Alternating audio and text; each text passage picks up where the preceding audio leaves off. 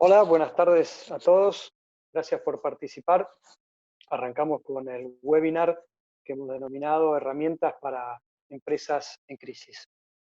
Todos sabemos que la crisis derivada de la pandemia viene impactando en todos niveles, con consecuencias muy difíciles de vaticinar todavía, pero a poco más de la declaración, a poco más de un mes, digamos, de la declaración por parte del gobierno del confinamiento, ya se ven impactos sustanciales y graves en las empresas, desde el cese total o parcial de actividades, ruptura en la cadena de pagos, afectación de miles de puestos de trabajo para empleados o profesionales independientes y miles de otros impactos que todavía iremos sufriendo.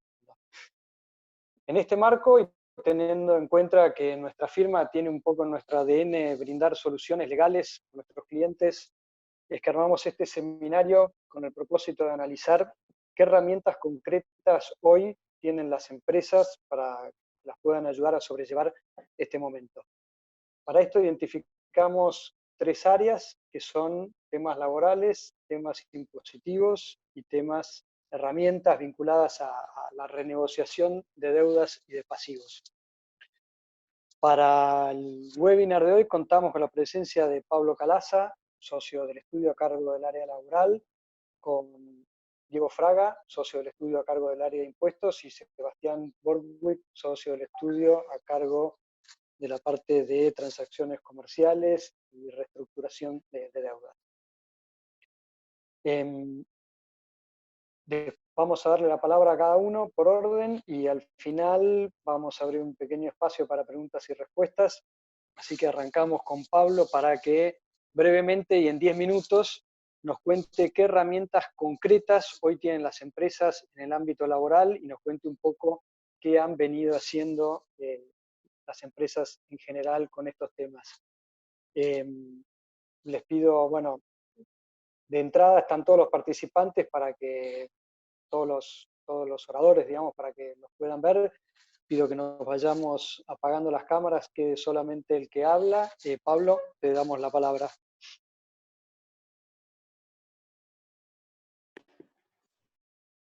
Hola. Bueno, buenas tardes, muchas gracias Matías. Muchas gracias a todos por participar. Voy a tratar de ser lo más concreto y rápido posible en cuáles son las herramientas desde el punto de vista laboral que tienen las empresas en esta situación de aislamiento. Empiezo por grado, por graduación, desde las que son más simples o que tienen menos impacto a otras que son de mayor peso o causan mayor impacto, mayores consecuencias en las empresas y en las relaciones de trabajo.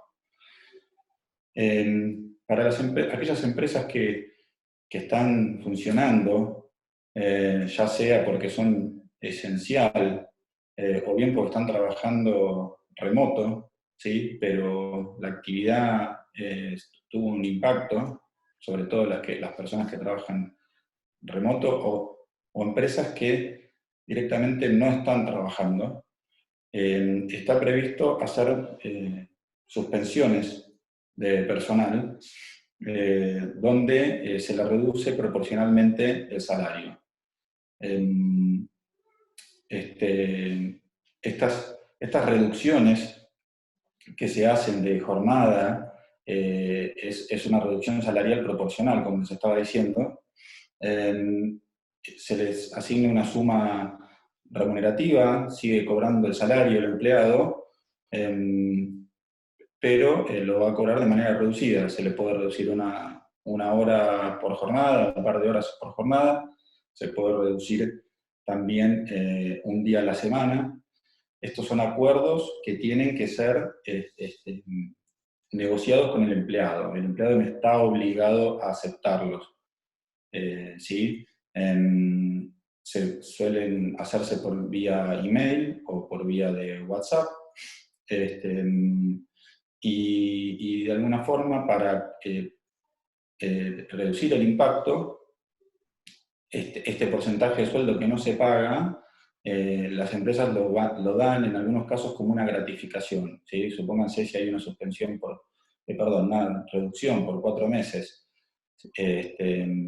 y al final de ese periodo se les paga una gratificación para compensar esa reducción que hubo.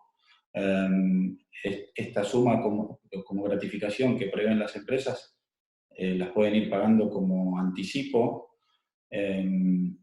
y al ser un pago, este anticipo, que es extraordinario y por única vez, por la ley de jubilaciones y pensiones, está exento de cargas, ¿sí? Otra forma de reducir el costo salarial, esto está más pensado tal vez para directivos, ejecutivos, gerentes, es diferir un porcentaje del pago del salario. O sea, la jornada, a diferencia del caso anterior de la reducción de jornada, acá la jornada se va a mantener, pero va a haber un diferimiento de un porcentaje del pago del salario. Se le pide obviamente la conformidad al empleado, el empleado no está obligado a aceptar este diferimiento de pago, pero si lo acepta, nosotros consideramos que esto es viable, ¿sí? Y este diferimiento del pago, lo que sucede es que la persona termina cobrando esa diferencia al final de un determinado periodo de tiempo, ¿sí? Más un interés, una actualización, que está previsto de antemano cuando se acuerda esto. En ambos casos, tanto la reducción de jornada como el diferimiento de pagos, puede haber una cláusula donde se prevé dejarlo sin efecto, ¿sí? Ya sea por comunicación del empleado o por la empresa, o de un modo bilateral las dos partes. Otras herramientas un poco más robustas son las suspensiones, que seguramente estuvieron escuchando, suspensiones en los términos del artículo 223 bis de la Ley de Contrato de Trabajo. De hecho, hay un acuerdo firmado entre la CGT y la UIA, ¿sí? Estos aplica para empresas que no están trabajando por el aislamiento, ¿sí? Por ejemplo, la Unión Obrera Metalúrgica ya firmó un acuerdo pagando el 86% del neto, APM también firmaron con el pago del 100% del neto, se pactan sumas no remunerativas y se pacta la suspensión de actividades, ¿sí?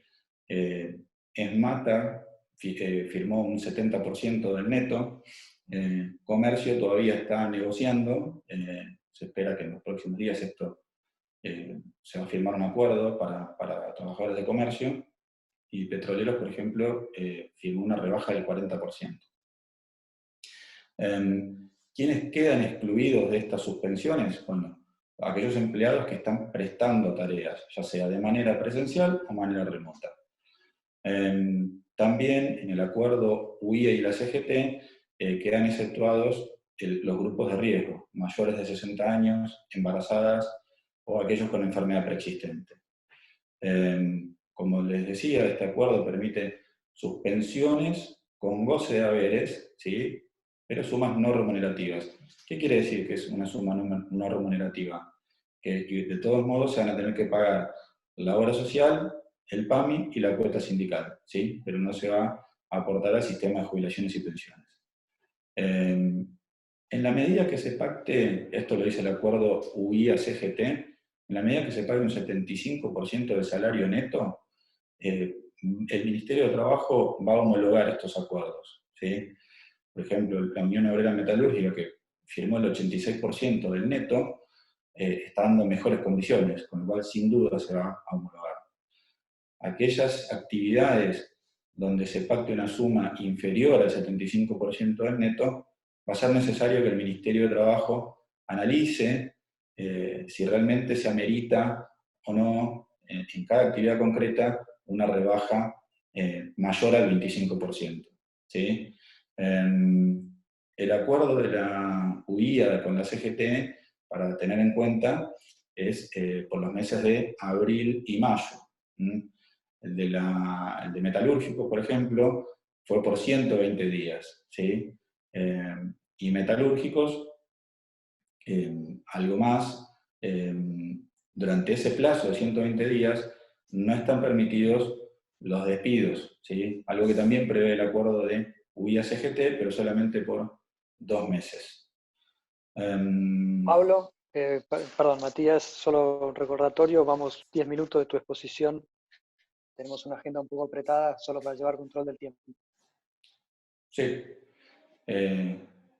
Agrego a esto nada más que cuando estas sumas no remunerativas sean homologadas, si además la empresa tiene un beneficio del salario complementario por el DNU 332 en el programa de asistencia al trabajo y la producción, esa suma que es del salario complementario se va a poder deducir de esta asignación no remunerativa, ¿sí? Y me queda agregar algo más: como están prohibidas las suspensiones y los despidos, como alternativa para terminar un vínculo laboral, se van a poder firmar muchos acuerdos con el escribano en escritura pública, alegando fuerza mayor, que es previsto en el inciso 6 del artículo 6 del decreto 297, y de esa manera las personas que firman la escritura van a poder circular para atender a este acto. Lo dejo ahí, le doy la palabra a Diego Fraga. Gracias, gracias Pablo. Seguimos con Diego. Sabemos que hasta ahora hubo muy poca flexibilidad en materia impositiva, tanto a nivel nacional, provincial como municipal, para aplazar el pago de impuestos. Por otro lado, mientras hay empresas que se han quedado literalmente sin caja y no pueden afrontar los pagos, con lo cual la idea era que Diego nos cuente un poco qué implica esto, los riesgos y qué alternativas hay. Diego, todo tuyo. Gracias, Matías. Bueno, ¿qué tal? ¿Cómo están? Primero que nada, les quería comentar es que, más allá de que ustedes ya lo están experimentando, estamos ante una situación que nunca vivimos y que no sé si vamos a volver a vivir. Estamos ante una crisis de la economía sin precedentes con motivo del coronavirus. Se habla de un crack y hasta que inclusive la crisis que algunos pudimos presenciar en el año 2001 va a ser vista como benévola al lado de lo que se viene. Y ante esto, lo que nos cabe es analizar cómo son las respuestas que está dando el gobierno en materia fiscal. En materia sanitaria, bueno, podemos apreciar que la estrategia ha sido bastante exitosa, por lo menos hasta ahora, fue rápida, tuvo resultados bastante buenos, por lo menos hasta ahora. Ahora, desde el lado económico, por ahora no hay un plan, pareciera ser que los subsidios o las ayudas que se están dando no son suficientes. En otros países se hablan de trillones de dólares de ayuda. Acá tenemos un gusto a bastante poco. Todo lo que se ha dado hasta ahora es sectorial o general, pero difícil acceso. Los contadores siempre se quejan de lo mismo. La ayuda llega de manera muy forzada y a pocas empresas o a pocas personas. Y aquí lo que tengo para decir es que la postura, de lo que se desprende de todo esto, es que la postura del Poder Ejecutivo y de la AFIP en general es que, bueno, aquellos que pueden pagar, que paguen.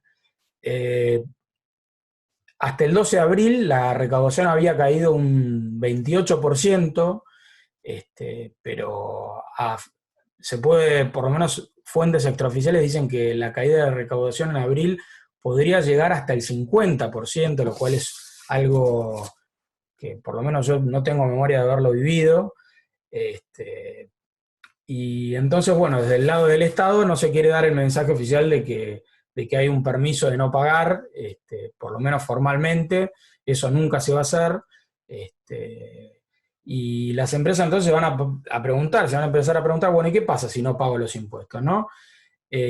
Bueno, y acá pasamos al siguiente tema, que son cuáles son las consecuencias legales de no pagar impuestos. Bueno, más allá de lo que dice el slide, para simplificarlo, es muy fácil. Si uno no paga impuestos, por lo menos a nivel federal, vamos a centrarnos en lo que es la recaudación o, digamos, el fisco nacional, que es el más importante y es al que más se aporta. ¿Qué pasa si no se pagan los impuestos? Bueno, la AFIP te va a reclamar el capital adeudado, los intereses, las multas, eventualmente podría llegar a hacer alguna denuncia penal si se verifican determinadas condiciones. Ojo con los aportes patronales, con impuesto a las ganancias de los empleados, porque estamos hablando de dinero que es de otro.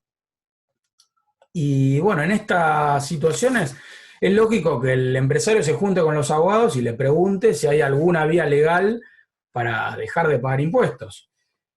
Hay algunos antecedentes en materia penal tributaria, de impuestos dejados de ingresar, pero son casos aislados y se referían a situaciones completamente distintas a las que estamos viviendo.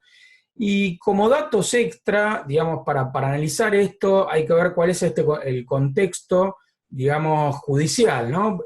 Actualmente, la Corte, a través de distintas acordadas, ha establecido una feria extraordinaria, que por lo menos por ahora se extiende hasta el 10 de mayo. Esto quiere decir que los tribunales van a funcionar solo para casos excepcionales, casos de vida o muerte. Después vamos a ver que hay alguna excepción. Y en este escenario ya vemos que, digamos, que los tribunales funcionan de manera muy restringida, y aquí empiezan a llegar los primeros casos de empresas que buscan el paraguas judicial para dejar de pagar los impuestos. Tenemos un primer caso que es World Games, después hay otro que es Bingo Ramallo, que es prácticamente igual, donde una empresa se presenta, pide la habilitación de esa feria, pide que los tribunales le abran las puertas dentro de esta feria extraordinaria. ¿Para qué? Bueno, para postergar el pago de los impuestos. Dice, bueno, yo no le puedo pagar los sueldos a mis empleados, ¿qué hago? ¿Le pago a la FIP o le pago a los empleados? Bueno, y aquí, tanto el juez interviniente en primera instancia como la Cámara lo que hizo fue rechazar el pedido. ¿Por qué? Porque no encuadra en ninguno de los casos previstos por la Corte Suprema para la habilitación de esta feria extraordinaria. No es nada que no pueda esperar hasta que los tribunales vuelvan a abrir. Es un tema patrimonial, la prueba además no era demasiado contundente, por lo que dice el fallo. Ahora, hay que tener en cuenta que estos son los primeros casos, son poquitos, pero por ahora, por lo menos en materia impositiva, no funciona ir a la justicia para dejar de cumplir con las obligaciones. Pero ojo, porque este viernes salió un fallo que se llama The Steakhouse, que es un amparo que interpuso una empresa que es un restaurante contra el vice, porque el vice, un banco, ¿no? Por la negativa a darle un crédito. Y en este caso, la justicia sí, la misma Cámara de Feria que le rechazó a las otras empresas de las que estamos hablando la posibilidad de abrir la feria judicial, acá se lo abrió.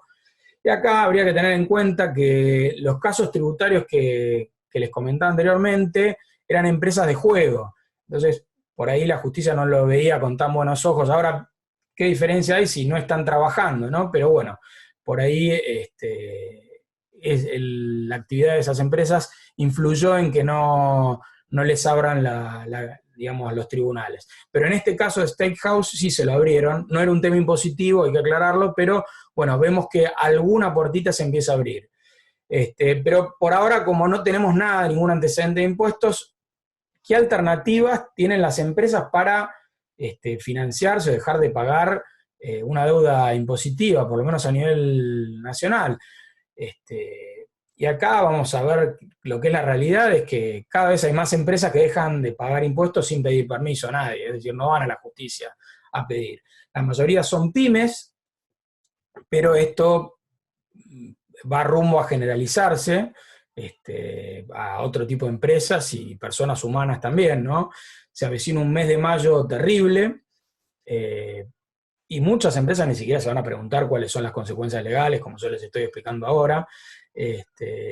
Pero bueno, como ustedes seguramente por algo están escuchando este webinar, se preguntarán qué puede pasar si una empresa deja de pagar los impuestos, ¿no? Más allá de las consecuencias, digamos, de lo usual, que es lo que les comentaba anteriormente, ¿qué puede pasar en un caso concreto, ¿no? Y bueno, hay algunas empresas que directamente no presentan declaraciones juradas y no pagan, Ellos dirán, bueno, pero ¿para qué voy a declarar? ¿Para qué voy a presentar una declaración jurada si después no voy a poder cumplir, ¿no? Y bueno, la explicación está en que si no hay una declaración jurada, si yo no exhibo al fisco lo que debo, puede pasar que el fisco interprete que oculté, que cometí un ardido, engaño, y esto podría llevar en algún caso a la interposición de una denuncia penal tributaria, de la aplicación del régimen penal tributario. Ahora van a saltar algunos penalistas y van a decir no, porque después en la justicia eso se gana, pero bueno, sí, no todas las empresas tienen, digamos, el cuero como para bancarse una denuncia, la posibilidad de que le metan una denuncia penal en materia fiscal. Y además, bueno, en la no presentación de declaraciones juradas tiene otras consecuencias. Una de ellas es el reclamo de una deuda presunta, es decir, existe un procedimiento que se llama pago provisorio de impuestos vencidos que le permite a la AFIP reclamar una deuda presunta, tomando como modelo las declaraciones juradas presentadas anteriormente, y esto va directo después a una ejecución fiscal. Veremos si se puede tramitar, ¿no? Porque la justicia está en feria, ¿no? Pero bueno, una vez que se reanude la actividad, enseguida te inician una ejecución fiscal.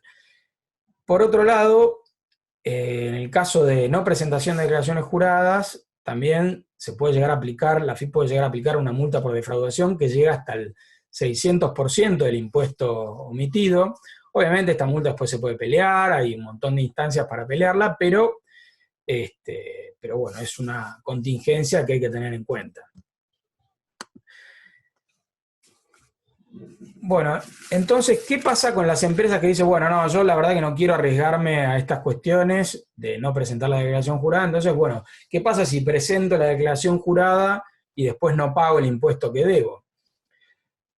Acá el primer problema que surge es que la AFIP va a emitir una boleta de deuda que después da lugar al inicio de una ejecución fiscal con traba de medidas cautelares, embargos, emisión general de bienes, todas esas cosas que a los gerentes de finanzas le ponen los pelos de punta, ¿no?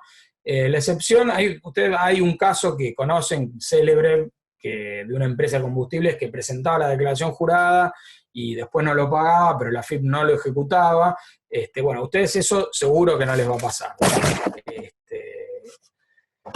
Ahora, sin embargo, en el contexto actual, como les decía antes, existe una feria extraordinaria, que implica que los tribunales solo tratan temas urgentes.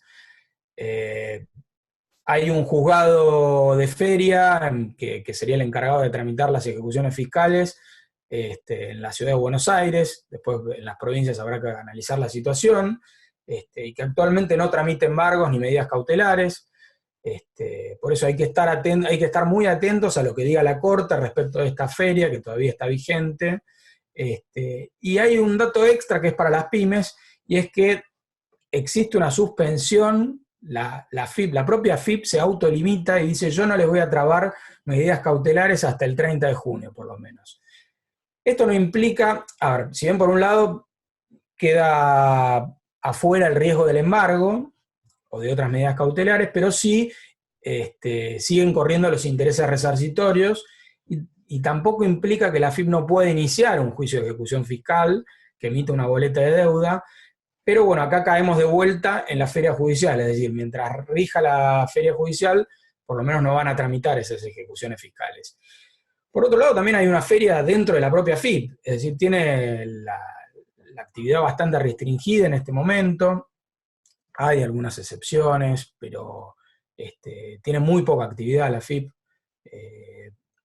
Por lo menos es hasta el 10 de mayo, después veremos que seguramente se prorrogue, veremos si se habilitan otras funciones. Entonces, dentro de este esquema de presentación de declaración jurada y no pagar, ¿qué es lo que hacen las empresas? Bueno, presentan la declaración jurada, no pagan. En todos casos siempre va a tener que, lo mismo si no presenta declaración jurada, siempre va a tener que certificar la imposibilidad de pago, es decir, que no tiene fondos, por ahí presentar alguna nota a la AFIP explicando la situación. Todo depende de la estrategia puntual de cada empresa, por ahí demostrar que trató de acceder a créditos y no pudo obtenerlos. Y antes de que se produzca, digamos, el reinicio de actividades judiciales, la empresa, si está dentro de sus posibilidades, bueno, va a regularizar por lo menos el capital, capaz que lo puede hacer en un plan de pagos, en un plan de facilidades permanentes para algunas deudas impositivas. Hay un dato que es muy importante y es que la tasa de interés, al contrario de lo que pasó el año pasado, o hasta hace muy poco, bajó. Hoy en día la tasa de interés para las deudas con el fisco es del 2,5%, los intereses resarcitorios, no los punitorios, pero los resarcitorios, es decir, ahora están en el 2,5% mensual, lo que implica que está por debajo de la inflación, con lo cual muchas empresas ya están financiándose con esto, que es una herramienta indeseada, pero bueno, es lo que tienen. Y además no se descarta que en el futuro salgan otros nuevos planes de pago, inclusive hasta que se amplíe la moratoria vigente, ¿no? Que tiene una fecha de corte del año pasado. ¿Qué pasa con los intereses? Yo estaba hablando de regularizar el capital y no los intereses. Bueno, en este caso, cuando no se regularizan los intereses, la FIP te puede emitir una intimación y después una boleta de deuda, te puede ejecutar judicialmente los intereses, pero hay posibilidades de recurrirlos ante la justicia y pedir una medida cautelar. Hay casos que no son iguales a pero que podrían invocarse. Hay leading cases de la Corte, el caso de Ica Renault, caso Citibank, que son casos muy conocidos, en los cuales si se demuestra que la mora no es imputable al deudor, entonces se puede eximir de los intereses. Y en estos casos no deberían aplicarse multas, por lo tanto, muchas empresas van a analizar esta vía. Esto obviamente es un panorama muy general, hay que analizar cada caso particular, la situación de cada empresa, los impuestos que adeuda, también las perspectivas de recuperación de esa misma empresa y los riesgos que están dispuestos a asumir. Por lo tanto, bueno, para no aburrirlos más con el tema impositivo, ahora le dejo la palabra a Sebastián Borwick, mi socio, que va a hablarle del paso siguiente, es decir, las soluciones preconcursales o concursales mismas. Así que... Gracias, Diego. Muy claro. Y bueno, cerramos con Sebastián y nos va a comentar las herramientas y recursos disponibles para paliar esta crisis y las estrategias a adoptar cuando se entra en una zona ya de imposibilidad de cumplir con los pagos, en una zona de pre-insolvencia, digamos, o insolvencia, y cuáles son los desencadenantes de una renegociación o una reestructuración. Así que adelante, Sebastián. Vale, gracias, Mati. Bueno, hola a todos. Antes que nada, muchas gracias por inscribirse en el seminario y por su tiempo. Vamos a hablar un poco cuáles son las herramientas disponibles para refinanciar pasivos, ¿sí? La pandemia esta no solamente agravó la crisis que ya había en Argentina, y la agravó de una manera particular, porque las crisis en Argentina habitualmente eran, digamos, o se caracterizaban por un corte en la cadena de pagos.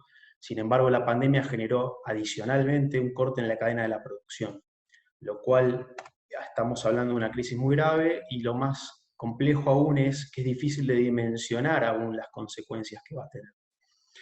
Pensamos que las empresas afectadas por la crisis van a transitar en una primera etapa en la cual van a requerir subsidios estatuales, van a hacer readecuaciones laborales, como les contaba Pablo, van a pedir líneas de crédito, están saliendo tasas subsidiadas, y algunas otras, de alguna manera, mecanismos, ¿sí? Como hablaba Diego, respecto a obligaciones tributarias. Agrego ahí que seguramente, o es recomendable que las empresas hagan una revisión y una renegociación de los contratos en curso de ejecución que pueden ser afectados por la crisis, por la pandemia, ya que hay otros institutos legales, como el anterior imprevisión, el esfuerzo compartido, el caso fortuito fuerza mayor o la teoría de la frustración del fin del contrato, que podrían ser aplicables.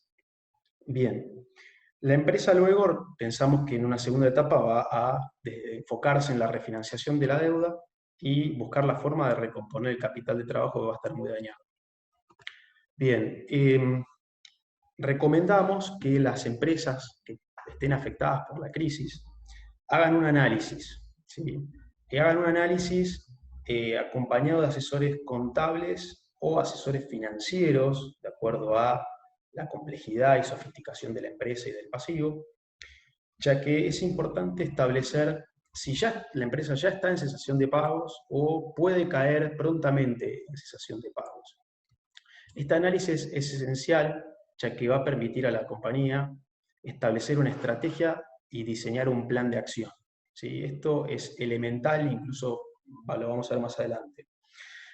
¿Por qué es elemental? Porque le va a permitir a la compañía hacer y proteger caja. ¿Sí? Cualquier vía de reestructuración de pasivos tiene como único objeto, digamos, uno de los principales objetos, el de mantener a la empresa, conservar la empresa en marcha, las fuentes de trabajo, con lo cual la empresa, mientras reestructure su pasivo, va a continuar con el giro de la empresa. Entonces es vital hacer y proteger esa caja, ¿sí? Para que pueda pagar los costos durante la tramitación del proceso de reestructuración que corresponda, e incluso los costos mismos de la reestructuración, ¿sí? Va a tener que priorizar recursos, ya que esta va a estar administrando recursos escasos. Acá entran a tallar temas importantísimos como la revisión de la situación de los proveedores. ¿Sí? Hay proveedores que son estratégicos para una empresa, con lo cual hay que analizar qué va a hacer la empresa con esos proveedores, si hay proveedores sustitutos o no, buscarlos, ¿sí? Y sobre todo tener en cuenta que si hay que diferir pagos, no tengan cautela con no gatillar, digamos, la aplicación del régimen penal tributario, como hablaba Diego.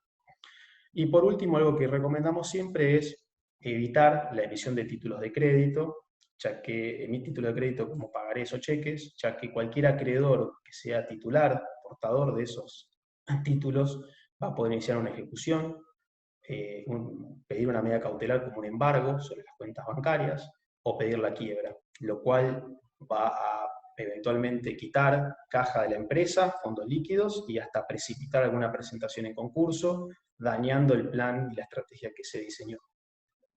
Veamos un poco cuáles son las alternativas clásicas de reestructuración de pasivos. En una primera opción tenemos a la reestructuración privada, que se trata de acuerdos generales o particulares que se celebren con los acreedores. Es una reestructuración que se desarrolla íntegramente en el ámbito privado.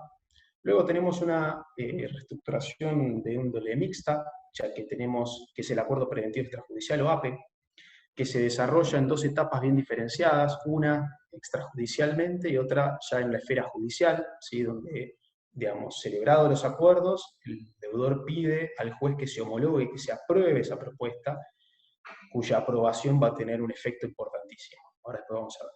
Y por último tenemos el mecanismo más conocido, más renombrado, que es el concurso preventivo, que se desarrolla íntegramente en la esfera judicial, ¿sí? Bien, la reestructuración privada. La reestructuración privada es, como dijimos antes, ni más ni menos que el deudor convoque a los acreedores a refinanciar el pasivo, ¿sí? Esto, digamos, no se rige por la ley de concursos y quiebras, sino que está regido por el Código Civil y Comercial, en lo que hace obligaciones y derecho contractual.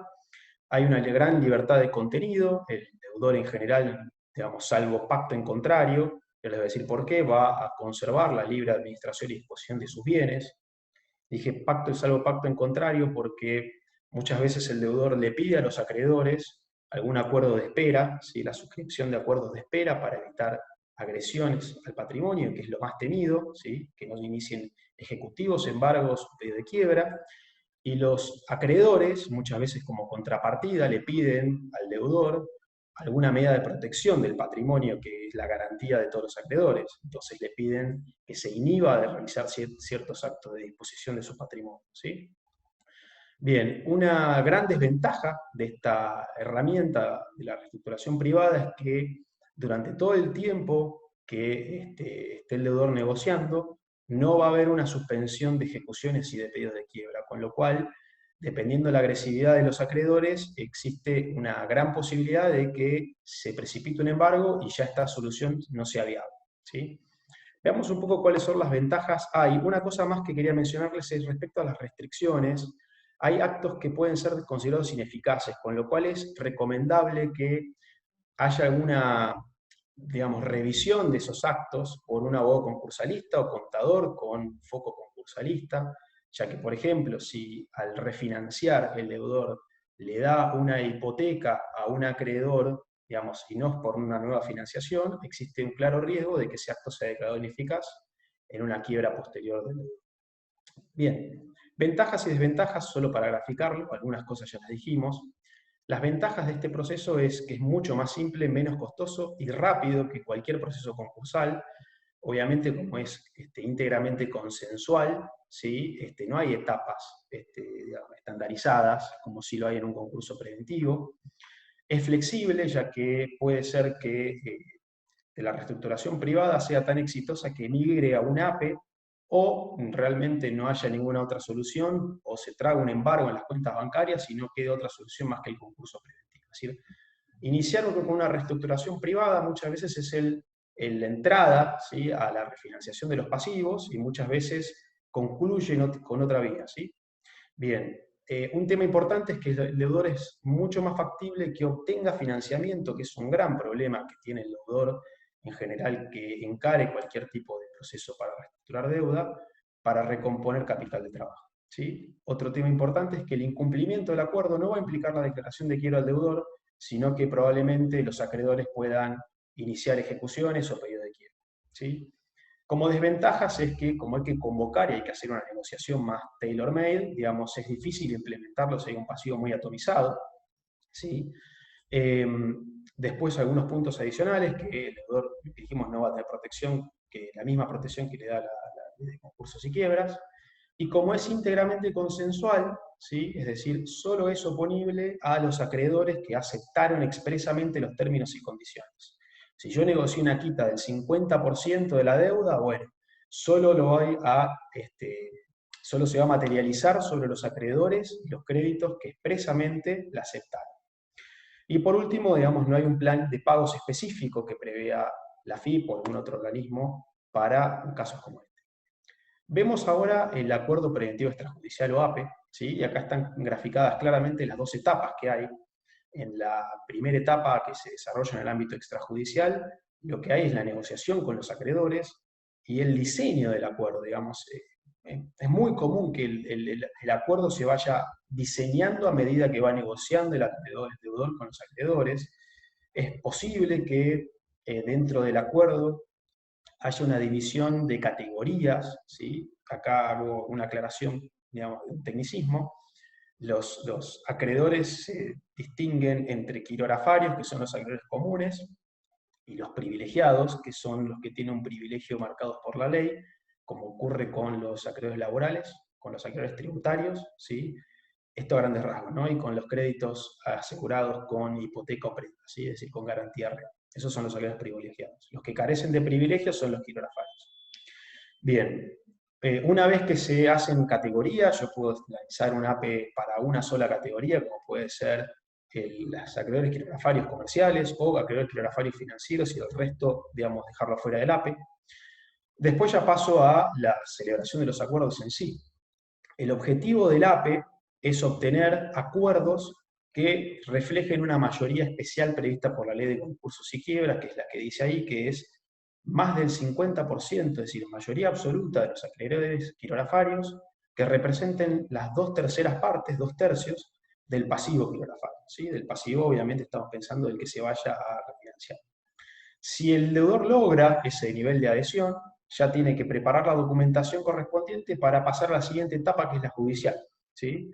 En donde recién ahí el juez va a analizar el pedido de homologación y va a ordenar eventualmente la publicación de edictos, lo cual es un hito muy importante, ya que recién ahí, con la publicación de edictos, si ordenada la publicación de edictos, se van a suspender las ejecuciones y los pedidos de quiebra.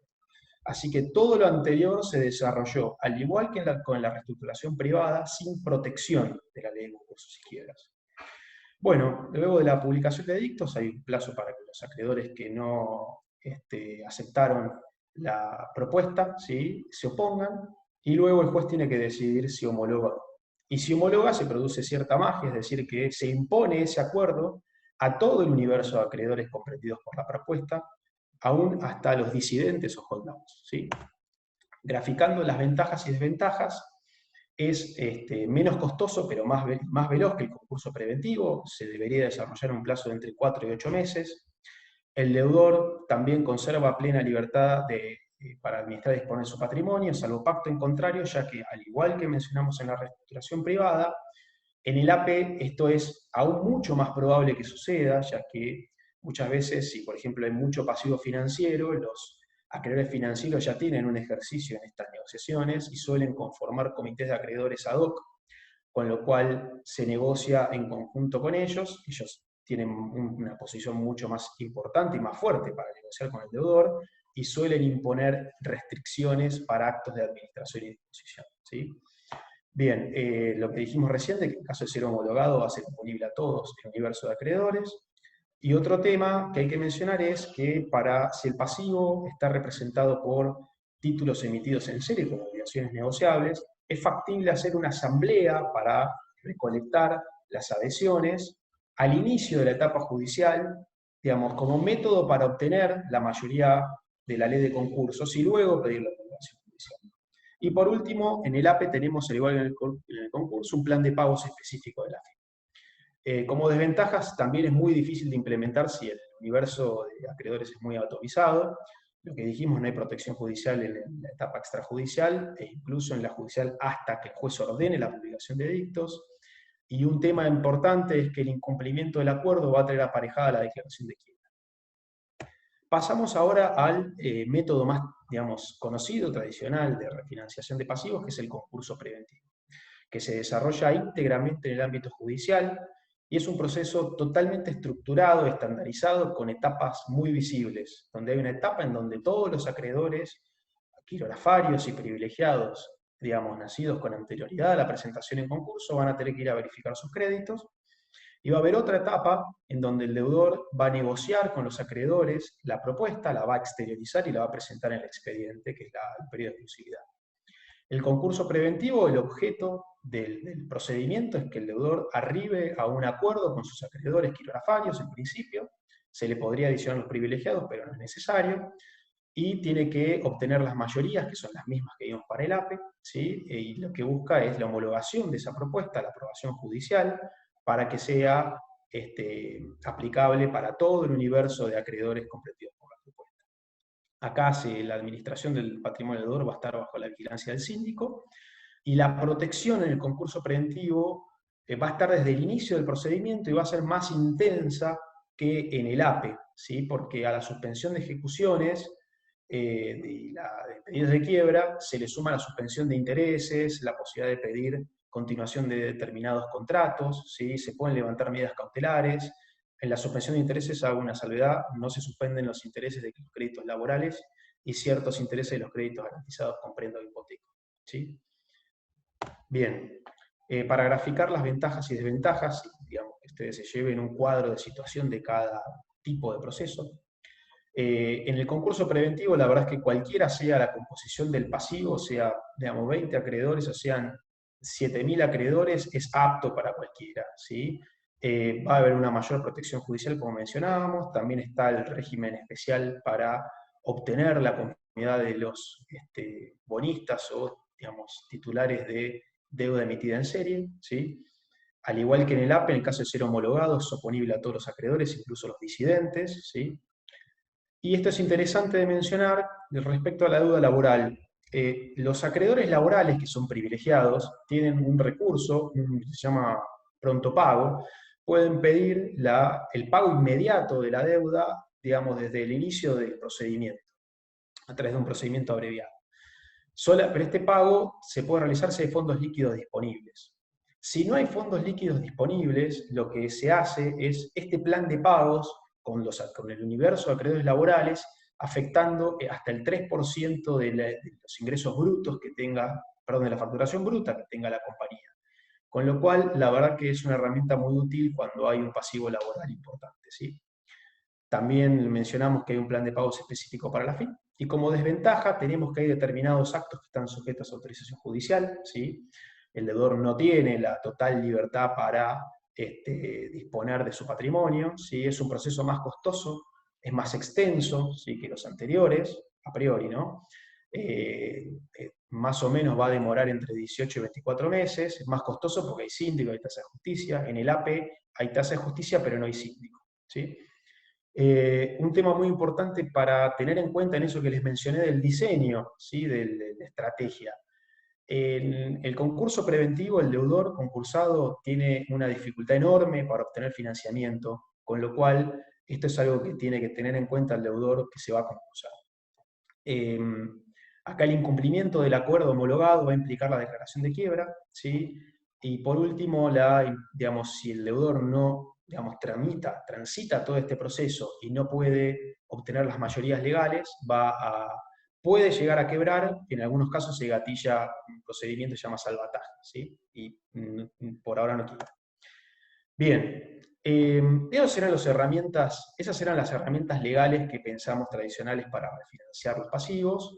Sin embargo, la pandemia está generando una crisis tan grave que no podemos descartar que haya empresas que acudan directamente a una quiebra porque no haya forma de refinanciar ese pasivo, de continuar con el giro de la empresa. Bien, la quiebra es un proceso judicial, íntegramente judicial, puede ser voluntario o involuntario, ser iniciado por el propio deudor o a instancias de un acreedor, donde lo único que se busca es liquidar el activo, esto es vender el activo, y con lo que se obtiene de esas ventas, distribuirlo a los acreedores conforme al esquema de la ley de concursos, que es básicamente de acuerdo a los privilegios y al rango de prioridades, ¿sí? La quiebra tiene múltiples efectos personales y patrimoniales, el más importante es el desapoderamiento, es decir, que el deudor pierde el poder de disposición y la administración de todos de sus patrimonios, de sus bienes. Hay ciertas excepciones más aplicables a las personas físicas, ¿sí? El deudor y los administradores, en caso de una persona jurídica, reciben la interdicción para salir del país, es decir, tienen que requerir la autorización judicial para ausentarse del país, ya que tienen el deber de colaborar con el juez en diversa información que tienen que suministrar. Esta interdicción durará más o menos 9 meses. Después está la inhabilitación para el fallido y también para los administradores de una persona jurídica, que es de 1 año y los va a inhibir de ocupar cargos para ser administradores, ¿sí? Ejercer el comercio por sí. La inhabilitación va a durar 1 año. Y por último, la quiebra proyecta efectos para adelante, pero también proyecta efectos para atrás, hacia el pasado, con lo cual se pueden dar ciertas acciones que se llaman de recomposición patrimonial, las de ineficacia concursal, donde se busca declarar ineficaz y nulo actos por los cuales, por ejemplo, se fue un bien del patrimonio del deudor gratuitamente, entonces buscamos que regrese y recomponer el patrimonio, o responsabilizar a los administradores y a terceros que hayan producido o agravado el estado de insolvencia y la cesación de pagos. Y por último tenemos la extensión de quiebra, que son supuestos donde la quiebra se transmite o directamente, ¿sí? En ciertos supuestos, por ejemplo, socios con responsabilidad solidaria e ilimitada, o, por ejemplo, cuando hay un abuso en el control, ¿sí? Obviamente estos últimos son procesos judiciales que se deben tramitar paralelamente con la quiebra. Bueno, esto ha sido todo, un pantallazo digamos, obviamente podemos hablar de proceso concursal durante horas, sino la idea era darles un pantallazo. Tengan en cuenta que muchas veces, como les dije al principio, las herramientas son flexibles. Por ejemplo, en Resistencia Chaco, Carsa, Musimundo inició un concurso preventivo y luego vio que iba muy bien y lo desistió e inició un APE, ¿sí? Hay otras empresas que querían iniciar un APE y se vieron obligadas a entrar a un concurso preventivo porque no había forma de obtener las conformidades y tenía embargos, ¿sí? Pero bueno, eso es todo. Gracias. Mati. Muchas gracias. Gracias, Sebas. Hacemos una breve sección de preguntas y respuestas. Hemos recibido varias preguntas durante el webinar y que fuimos seleccionando una para cada área, digamos. En el área laboral, en realidad tenemos 2 preguntas. Una, si es posible desvincular trabajadores eventuales en empresas de servicios. Y nos preguntaron también qué pasa con un delegado ante una suspensión del 223, si se lo puede suspender al delegado. Pablo, Sí, brevemente. Gracias, Matías. Voy a ser breve. A la pregunta del trabajador eventual, la característica de este vínculo es que si se termina la eventualidad, el vínculo termina. Cuando hay una relación de una empresa usuaria con una empresa de servicios eventuales, la usuaria no termina el vínculo laboral, sino que puede terminar el vínculo comercial. El tema ahí es la empresa eventual que tiene la prohibición de despedir, ¿sí?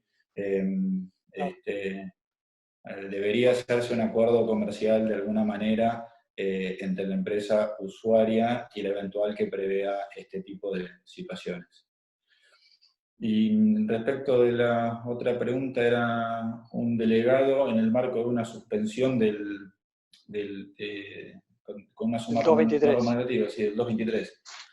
Ahora, lo que creemos es que el delegado se puede suspender también, porque la ley de asociaciones sindicales lo protege ante una suspensión individual de esa persona.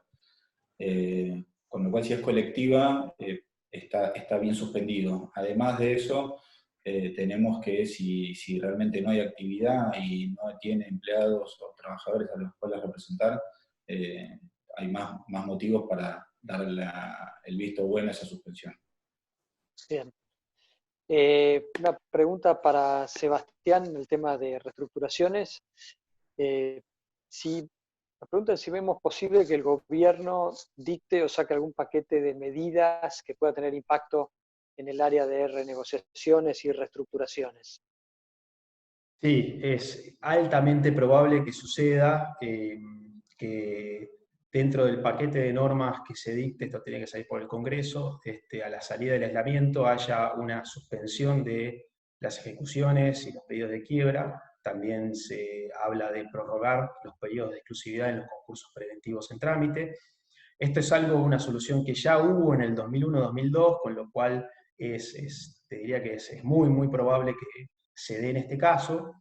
Lo que también se está pujando es porque haya alguna reforma también adicional a la ley de concursos y quiebras, para hacer algún tipo de proceso adicional, simplificado, ¿sí? Hoy en día, en la ley de concursos y quiebras, tenemos un concurso preventivo, digamos, idéntico para, digamos, hay lo que se llama un pequeño concurso y gran concurso, pero en realidad es el mismo proceso con algunas características o requisitos menos, es decir, un estándar menos. Pero creo que, o lo que la doctrina está pidiendo mucho es un nuevo proceso distinto sobre todo para comercio minoristas, consumidores, que el universo de vuelta de afectados por esta pandemia es tan grande que no podemos descartar que haya un gran aluvión de concursos preventivos dentro de poco, ¿sí?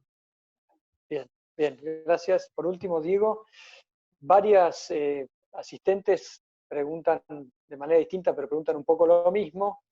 ¿Cuál es nuestra percepción en cuanto a si la FIP va a dictar una prórroga o no? Algo vos ya adelantaste, lo comentaste, pero se ve que es una preocupación porque varios han preguntado lo mismo.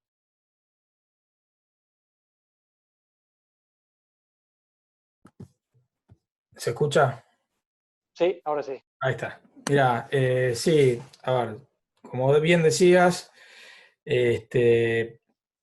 yo lo había adelantado y es que el criterio, digamos, oficial es no dar nada. No, por lo menos lo que es prórroga de impuestos, la postura oficial es el que pueda pagar que pague, y yo creo que esto va a seguir a medida que la pandemia siga, y bueno, aparentemente les está funcionando, que algunas empresas siguen pagando, a pesar de que, imagínate si cayó tanto la recaudación, no dictando ninguna prórroga o diferimiento, lo que sería si la FIP sacase una prórroga, ¿no? Entonces prefieren jugarse y decir, no, bueno, nosotros no autorizamos nada, y yo creo que obviamente en el futuro, porque las empresas van a estar hechas pelota, cuando termine todo esto, ahí sí, y esto es una opinión personal, yo creo que va a salir una gran moratoria, y tiene que ser muy generosa, porque la verdad que va a haber gran parte de la economía destruida, pero bueno, no lo quieren adelantar, nadie te lo va a adelantar ahora, y es una estrategia muy diferente que la que se ha usado en los otros países. En otros países asumieron, dijeron, mirá, sabemos que las empresas van a estar en la lona, bueno, no paguen impuestos por tanto tiempo. Acá te dan de a puchitos, y finalmente yo creo que pasado un tiempito algo va a salir, pero una vez que termine todo esto y cuando las empresas ya estén en condiciones de, o digamos cuando la rueda se aceite. Pero bueno, las empresas van a estar con la incertidumbre, van a decir, bueno, y que si no pago todas las consecuencias que yo les mencioné anteriormente, y bueno, va a ser así. Juegan un poco con ese miedo para que el que tenga la mínima posibilidad de cumplir, cumpla.